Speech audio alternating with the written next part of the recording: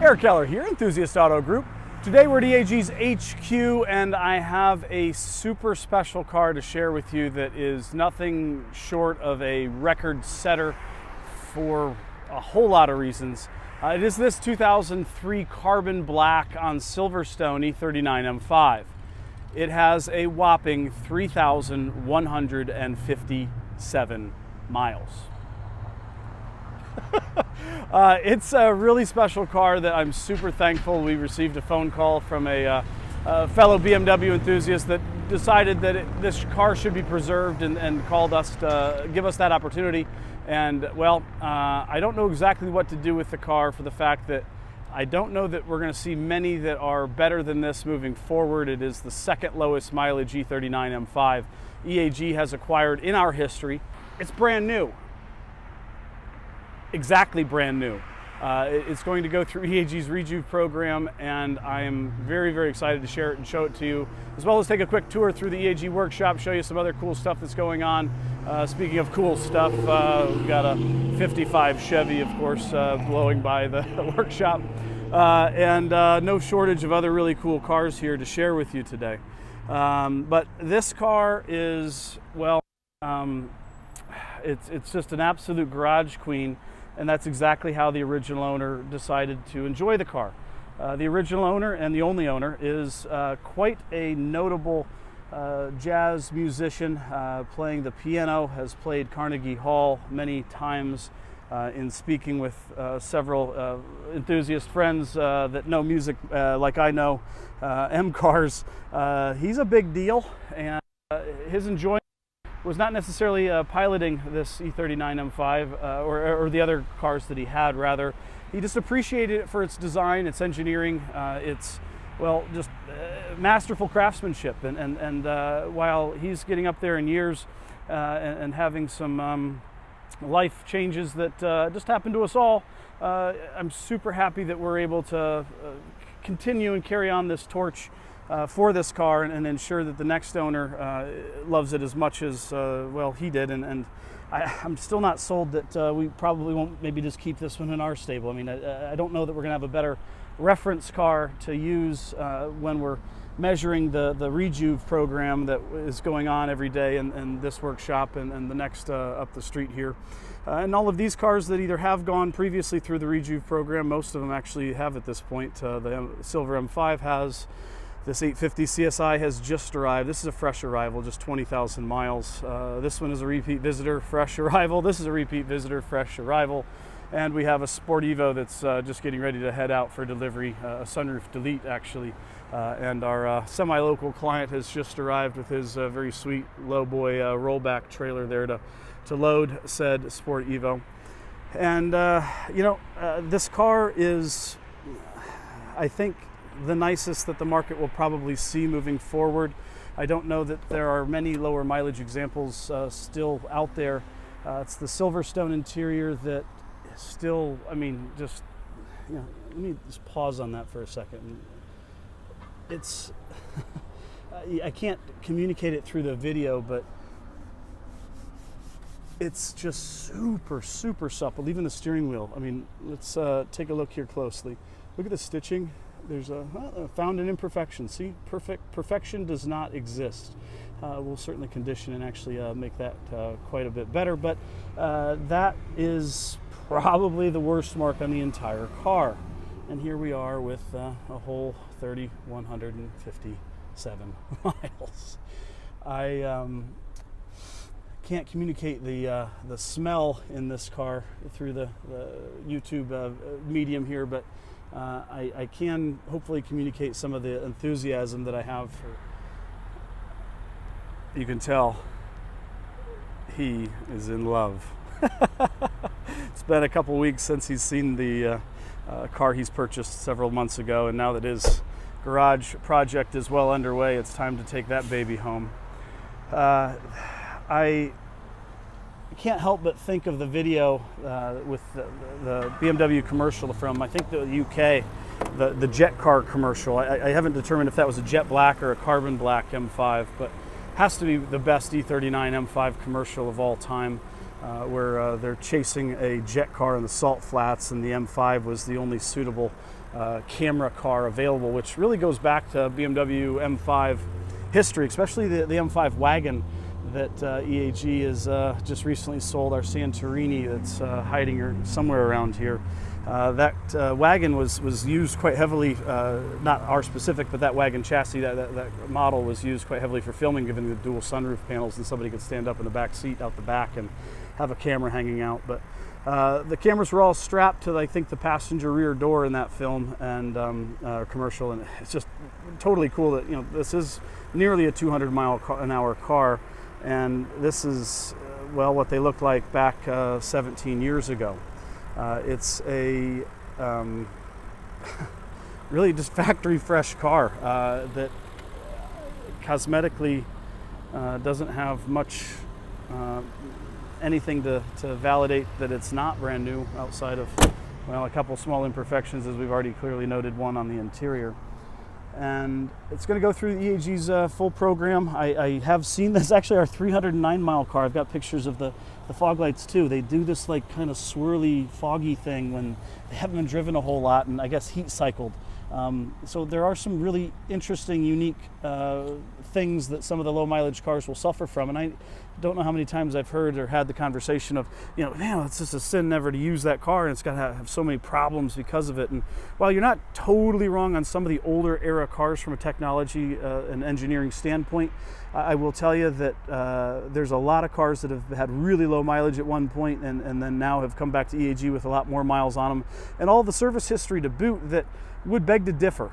This era of car has aged very well relative to the calendar, and doesn't need a whole ton of stuff outside of regular basic service maintenance. You know, keep it on a battery tender, to do flush the brake fluid every couple years, and coolant and oil changes, of course. But yes, we do need to put some new tires and replace these original Dunlop 8080Es, but when's the last time you saw a set of original tires on an E39 M5? It's probably been quite a long time. Going back to the low mileage clause, I suppose, you know, the cars certainly do receive that full kind of recommissioning, and upon that, you know, we really just haven't had any consistent issues, or any issues, frankly, from those low mileage cars. That 309-mile car I referenced earlier has going on, well, it's a couple thousand miles since. And nothing irregular has happened to that car after we've done the full baseline reset on it several years ago.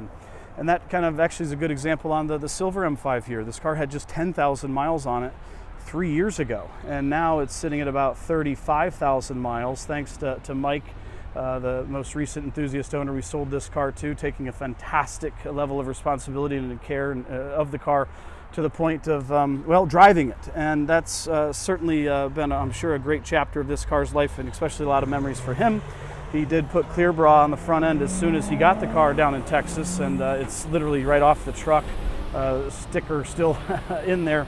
But the entire hood and fenders, all that were clear bra'd, so that 10,000 mile original condition could, you know, hit that stasis button.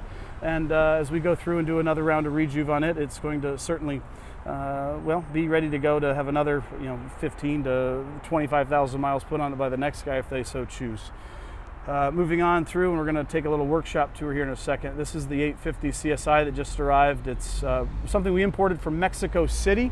Let me tell you about importing cars from Mexico. It's not the same as bringing them in from Europe. It is not easier, quite the opposite. I at times felt like we were smuggling this car out of the country.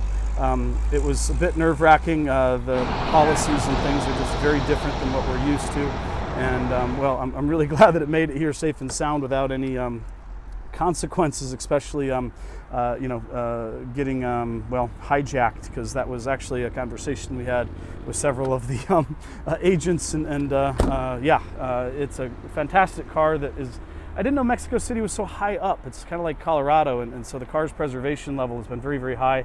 It has some of the normal E31 shortcomings, like the headlight covers that need adjusted, and the fabric on the rear parcel shelf and headliner and things that we'll update. But super great car with just 20,000 miles. It's in a really early North American spec car. It's a US car. And another 13 M3 repeat visitor. This is an entry-level EAG 6-speed car. It has a pretty interesting option set. It's Jerez black with the Fox two-tone and sitting at 42,000 miles. Just traded in on an E39 M5 Alpine White on Carmel 03 model that never even hit the website. And another repeat EAG client snagged that and brought this one back to us to go through again and set up for the next Enthusiast owner. And we've got a little bit of a doppelganger outside of a different interior on a 2002 M5 repeat visitor, traded in on a different lower mileage M5 that we'll see in the workshop. Carbon black on black extended. Also a car that we sold to a Texas resident, and looking forward to getting him his EAG E39 M5 2.0. This is a 49,240, let's guess, 261. It's extended leather with the stitching, pleats in the centers of the seats. A car that I believe we bought from the second owner. Dropbox file that we'll send to any prospective buyer will have the full rundown on this car. All original stock, beautiful condition for a car that is of this age. We'll move into the workshop here as our pit crew chief Mike and Mr. Steve are going over the Sport Evo that is going to head to Indiana and be parked next to I don't know, almost a dozen other cars that we've placed with this M3 collector. He's got a thing for these cars that, he drives them, let's just put it that way. Other drivers, actually both of these cars have been driven and in the Rejuve program.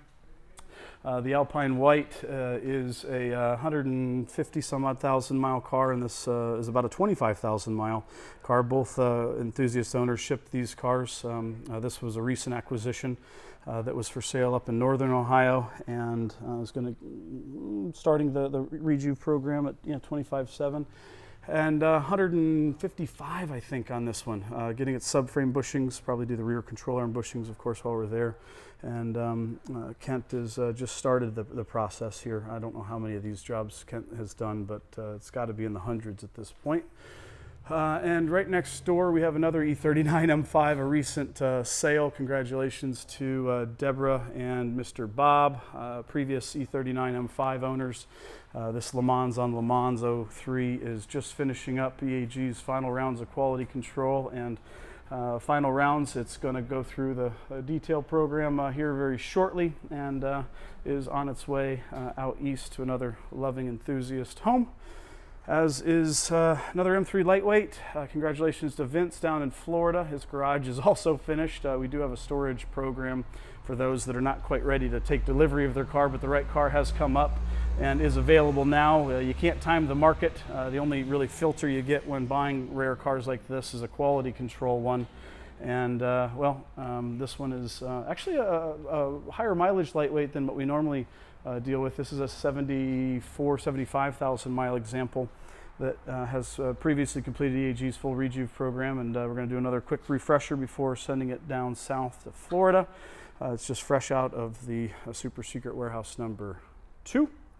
Another car out of the warehouse number 2, another repeat visitor. This was in our Z3M Coupe video, the Oxford Green 1,000 mile car.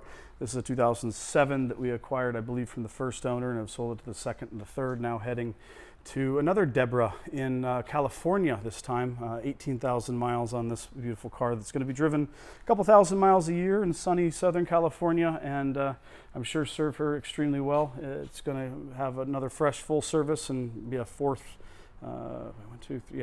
time through EAG's full program. And this is the first time. This is stickers. Another car you saw on one of our videos.